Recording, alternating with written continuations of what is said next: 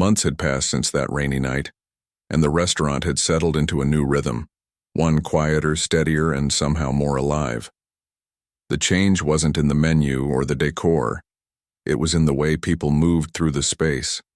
Slower, more present, like they weren't just passing through but actually belonging. The young waiter, once eager to chase the spotlight of the loudest tables, now found his satisfaction in the small moments. The quiet thank you from an elderly couple. The relieved smile of a parent whose toddler had finally eaten something. Green. The nod of recognition from a regular who came in just for the soup. He still wore the same uniform, still clocked the same hours, but something inside him had shifted. He no longer saw guests as opportunities to impress or obstacles to endure.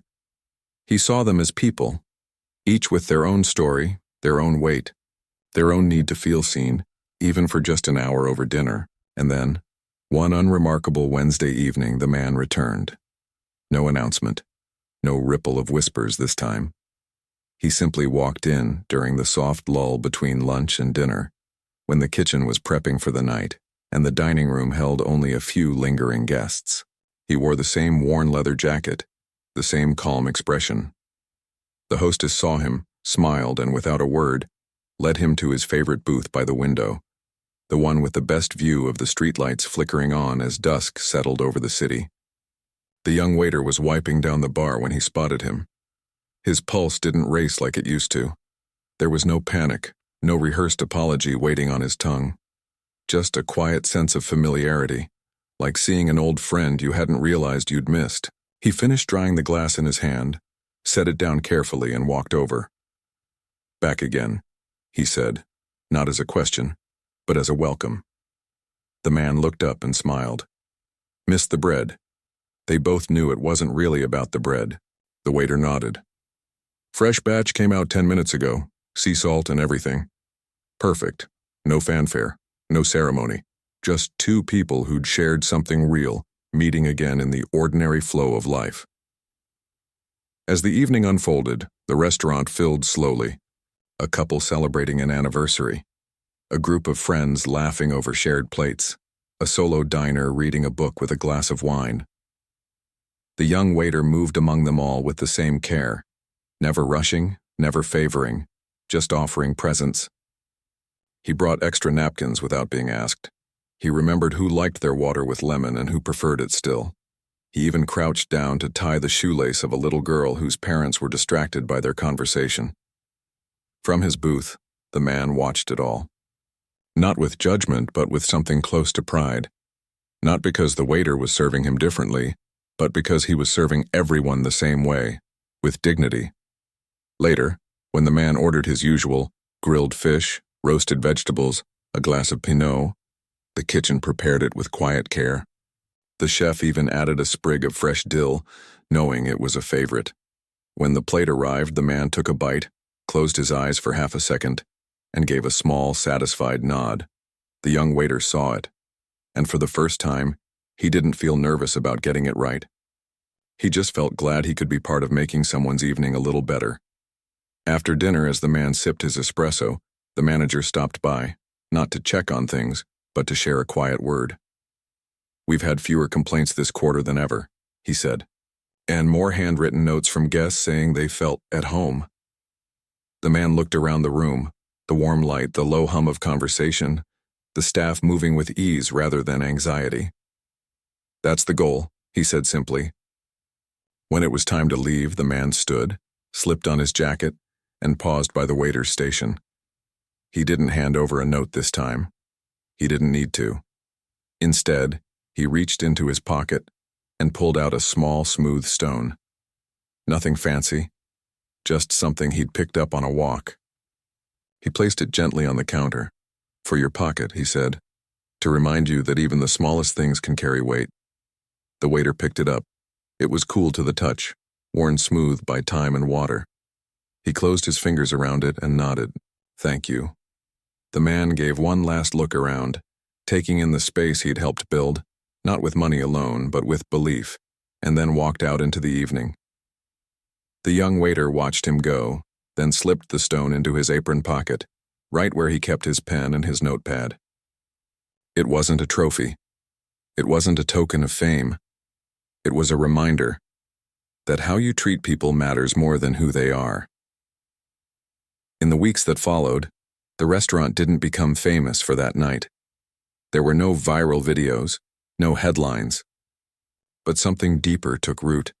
New staff were trained not just on how to fold napkins or recite the wine list, but on how to listen, how to notice, how to make someone feel like they mattered, even if they never came back.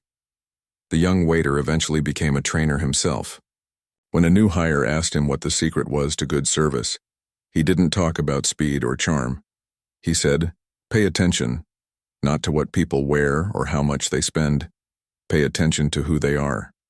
And sometimes, when the dining room was full and the kitchen was humming and everything felt just right, he'd reach into his pocket, feel the smooth stone and remember that night, not as a moment of shame, but as a turning point.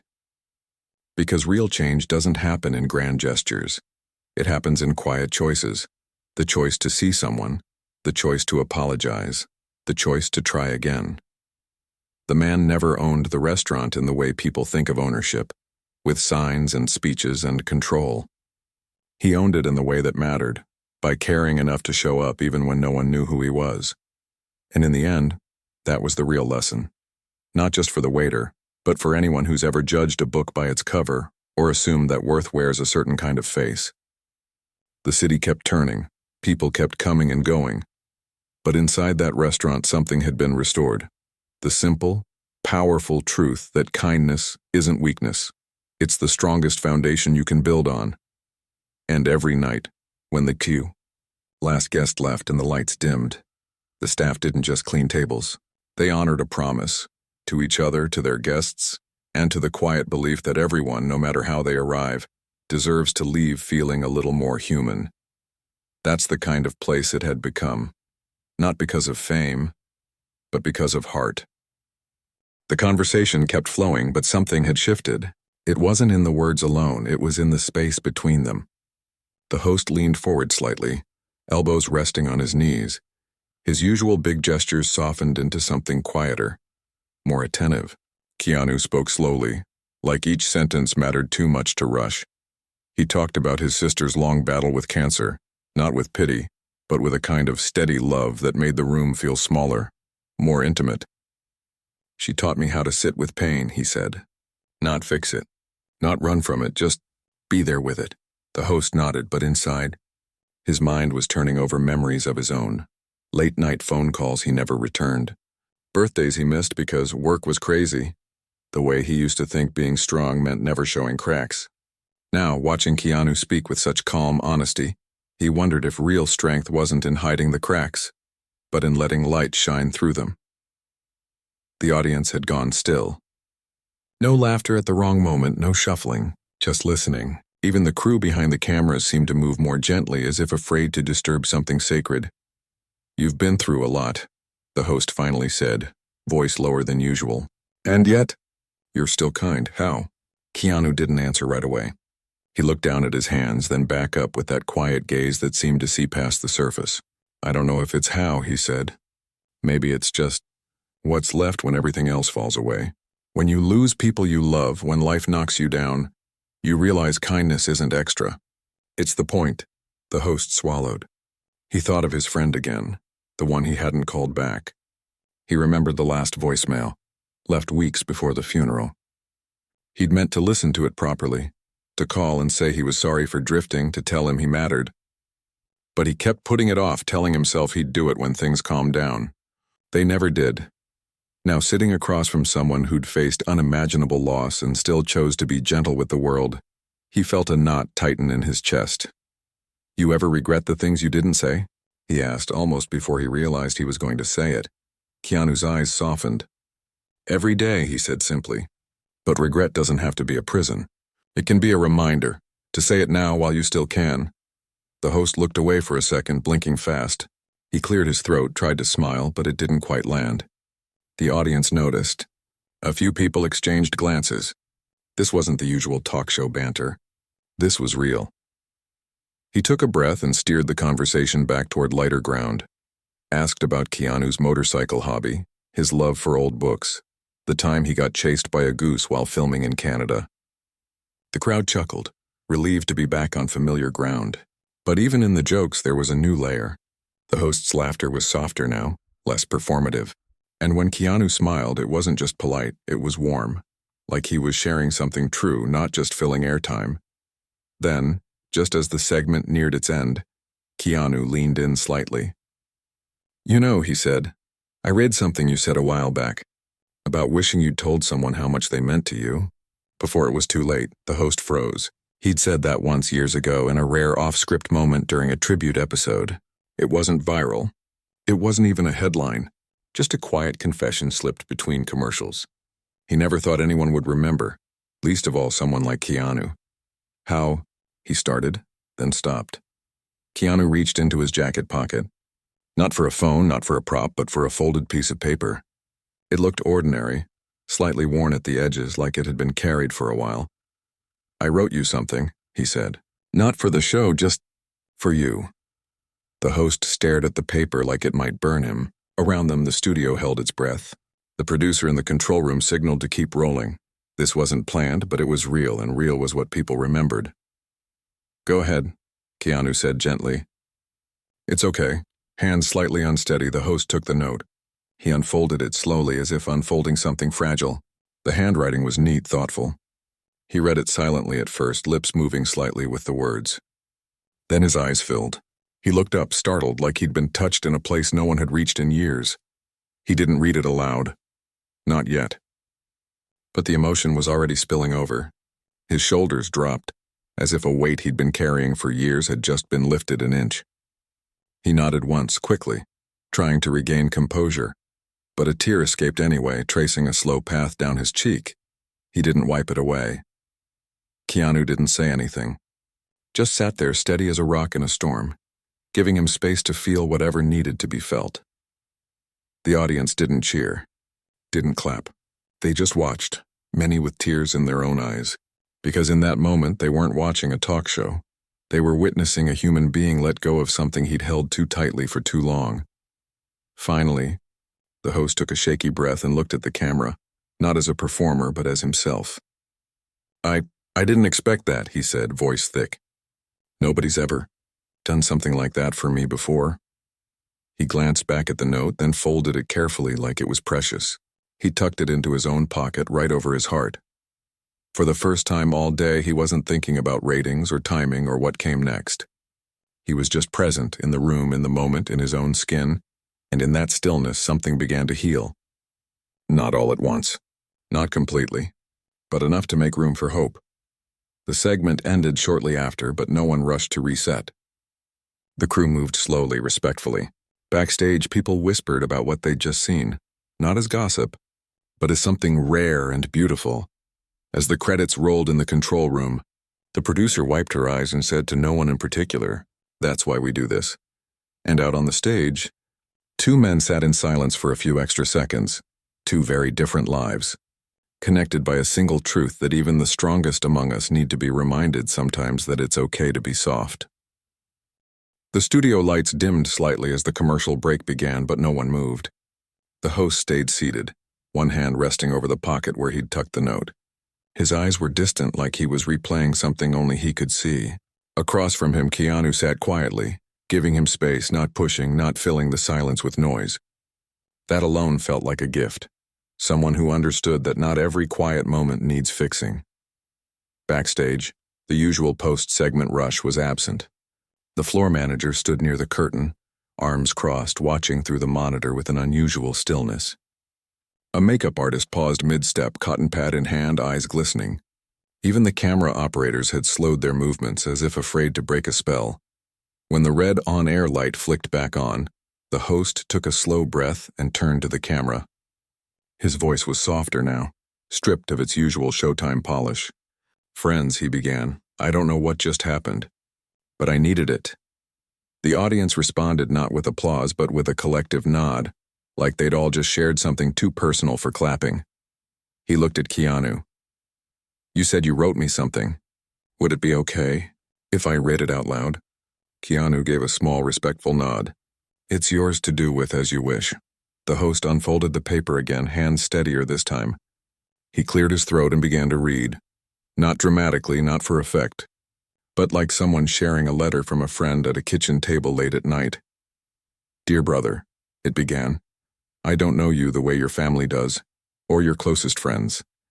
But I've watched you for years, seen you laugh with strangers, cry with guests who'd lost everything, and always try to lift people up even when your own heart might be heavy.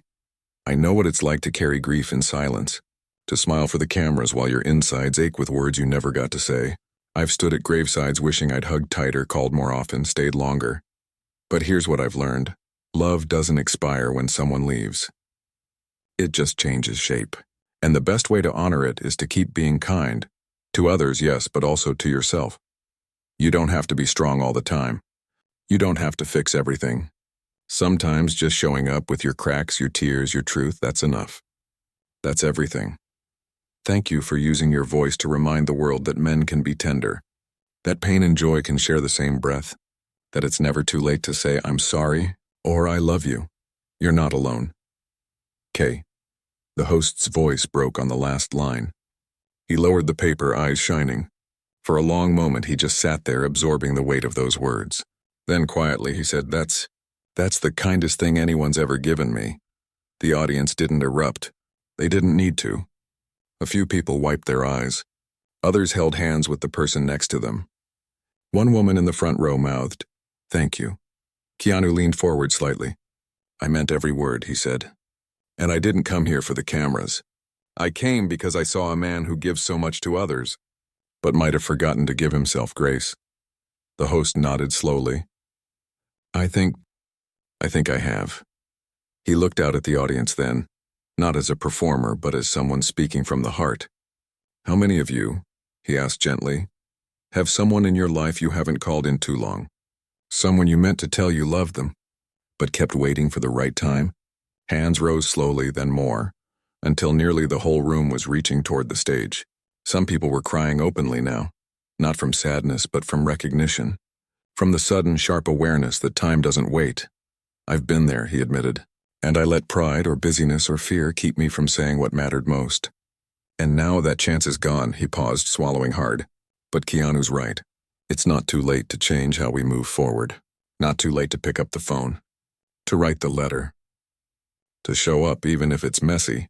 He turned back to Keanu. You didn't just give me a note. You gave me permission to stop pretending I've got it all together. Keanu smiled, that quiet, knowing smile. None of us do. We're all just doing our best. The rest of the segment unfolded like a conversation between old friends, raw, unhurried, full of pauses that meant as much as the words.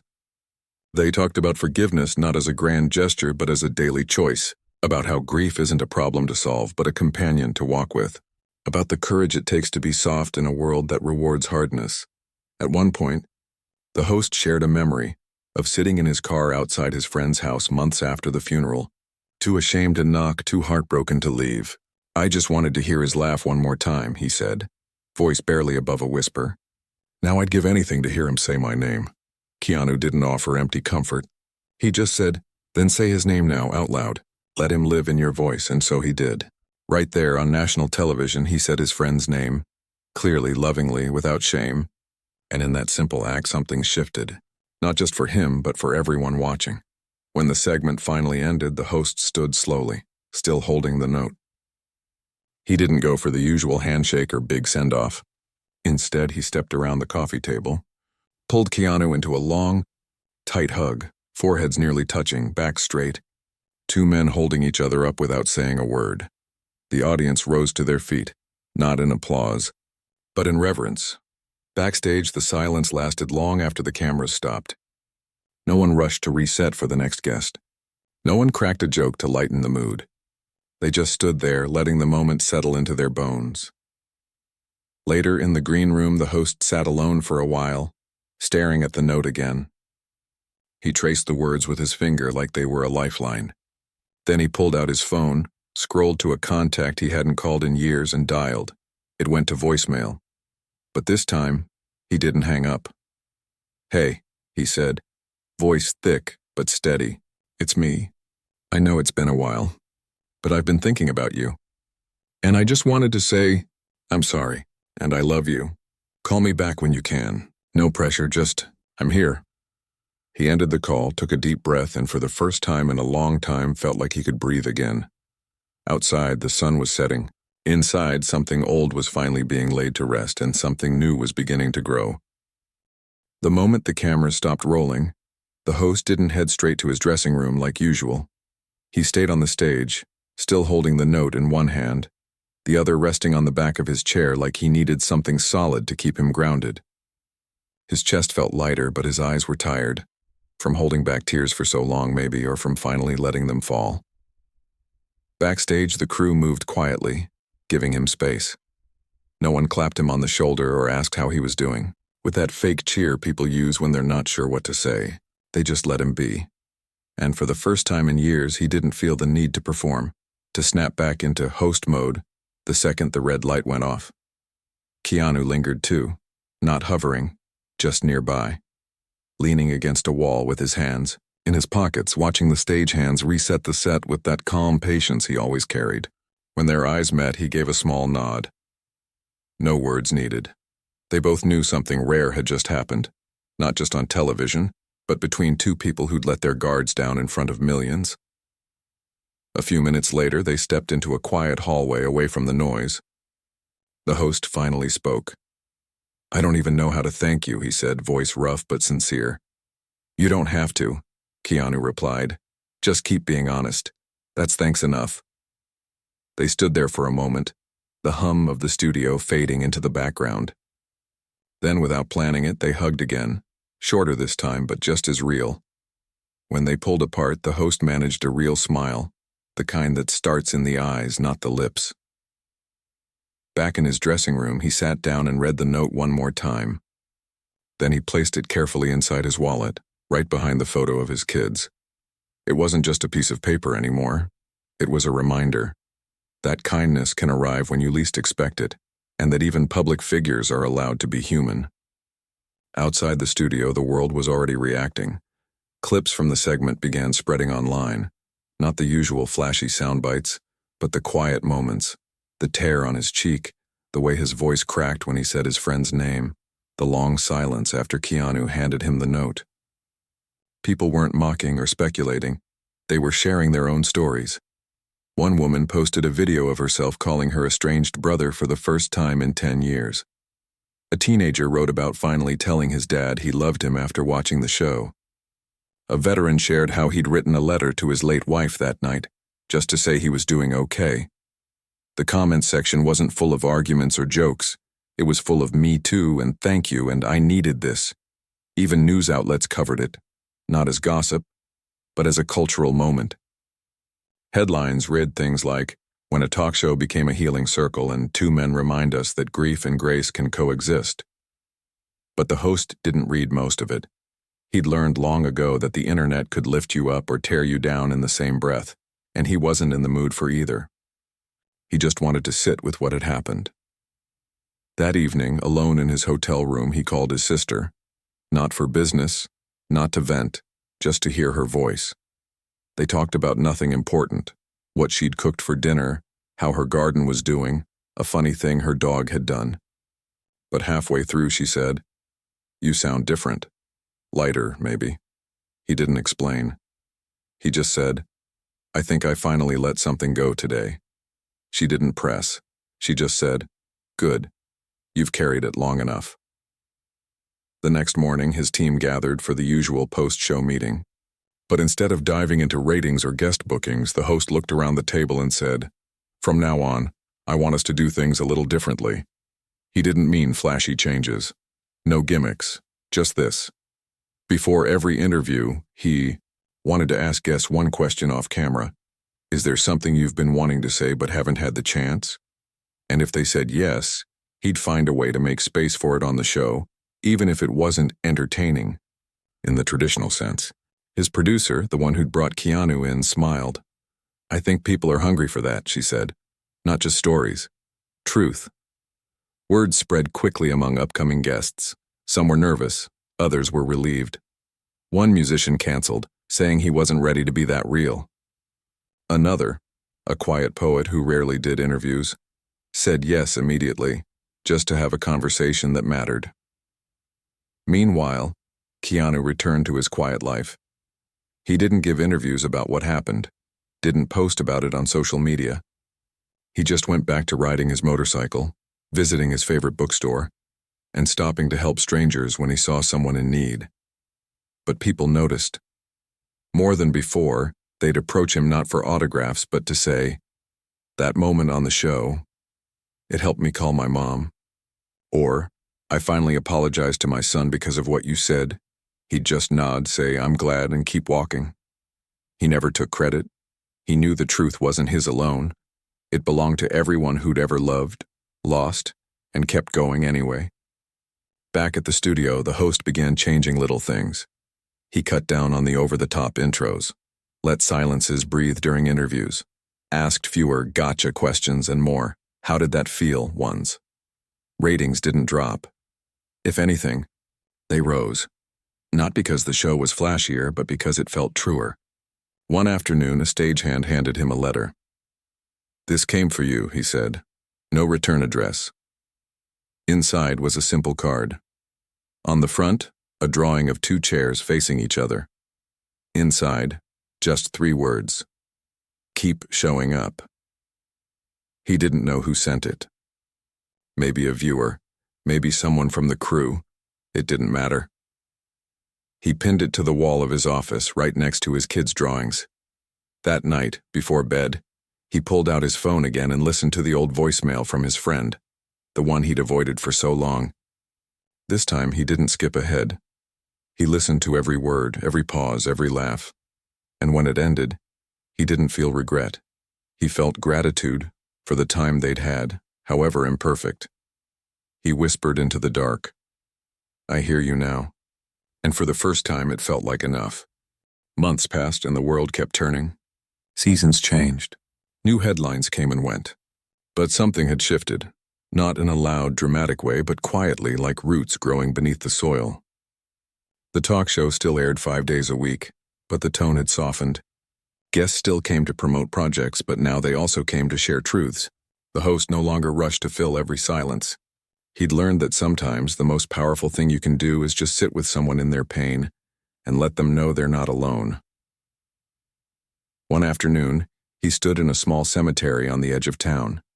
The air was cool, leaves crunching under his shoes. He carried no flowers, no grand gesture, just himself, and the words he'd held back for too long.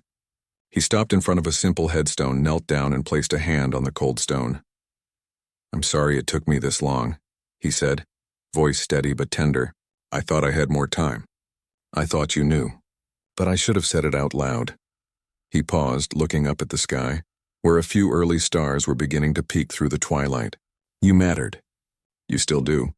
And I miss you, not just on the hard days, but on the good ones too, because you would have loved seeing how things turned out." He didn't cry this time. Not because the grief was gone, it never really leaves, but because it had changed shape. It wasn't a weight anymore. It was a thread, connecting him to the past while still letting him walk forward. As he stood to leave, a breeze swept through the trees, rustling the branches like a quiet reply. He smiled just a little and walked back to his car with his shoulders a little straighter, his heart a little freer. Back in the studio, the changes kept rippling outward. A young comedian who'd always hidden behind jokes finally talked about his anxiety on air and got more supportive messages than ever before. An actress shared how she'd lost custody of her child years ago and had been too ashamed to speak about it. After the episode aired, she received letters from parents in similar situations saying they finally felt seen. The show became less about spectacle and more about connection, and somehow that made it stronger. The host started ending each episode with a simple question: "Who do you need to reach out to today?" Sometimes he'd say it with a wink, sometimes with tears in his eyes, but always with sincerity. Viewers began calling it the nudge, and many admitted it was the reason they finally made that call, sent that text, wrote that letter. One day, a viewer mailed in a photo. It showed an elderly man and his son hugging for the first time in 15 years, standing in front of a hospital bed. On the back, in shaky handwriting, it read, "Because of your show, we got our goodbye. Thank you." He kept that photo on his desk, Keanu, meanwhile, stayed out of the spotlight just as he always had. But people noticed he seemed to appear more often in small, unexpected places. A food bank in Chicago, a community center in New Orleans, a bus stop in Seattle, where he was spotted helping an elderly woman carry her groceries. He never posted about it, never sought credit, but those who met him said the same thing. He looked me in the eye like I mattered. Then, one quiet Tuesday, a package arrived at the host's office. No return address, just his name written in familiar handwriting.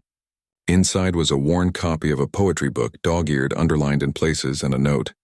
Grief is love with nowhere to go, so give it somewhere to land. He held the book for a long time, running his fingers over the cover. That night he read it aloud to his kids before bed, not because it was famous poetry, but because it was honest. And honesty, he'd learned, was the rarest kind of gift. The internet, for once, got it right. Memes still floated around. Photos of Keanu smiling on a park bench, captions like, "just being kind as usual." But the tone had shifted. People weren't just joking. They were inspired. Schools began using clips from the interview in counseling sessions. Therapists quoted the note in sessions.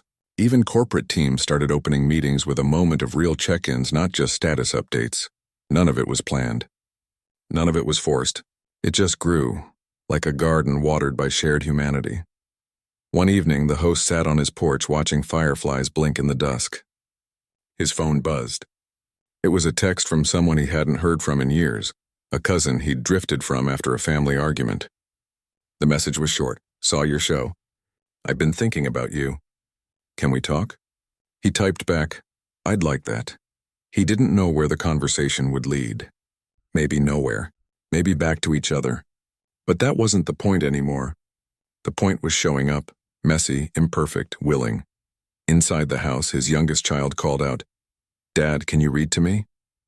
"Be right there," he called back. And as he stood, he realized something simple but true. The best way to honor the people we've lost is to be fully present for the ones still here. Weeks later, he returned to the cemetery, not out of sorrow, but out of habit.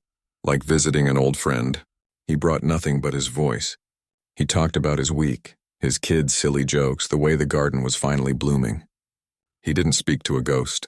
He spoke to a memory, and in doing so kept it alive in the gentlest way possible. As he turned to leave, he whispered, "I love you." And this time it didn't feel like an ending. It felt like a promise to keep loving, keep reaching, keep being human even when it's hard. Back home, he opened his wallet and touched the folded note one last time before carefully placing it inside a small wooden box on his dresser, next to his wedding ring, his kids' first drawings, and other things too precious to lose. The world would keep spinning. There would be more losses, more regrets, more moments of doubt. But now he knew. You don't have to carry it all alone. Sometimes all it takes is one kind word from a stranger, from a friend, from someone who's walked through fire and still chooses to light a candle, to remind you that you're worthy of grace. And sometimes, that's enough to change everything.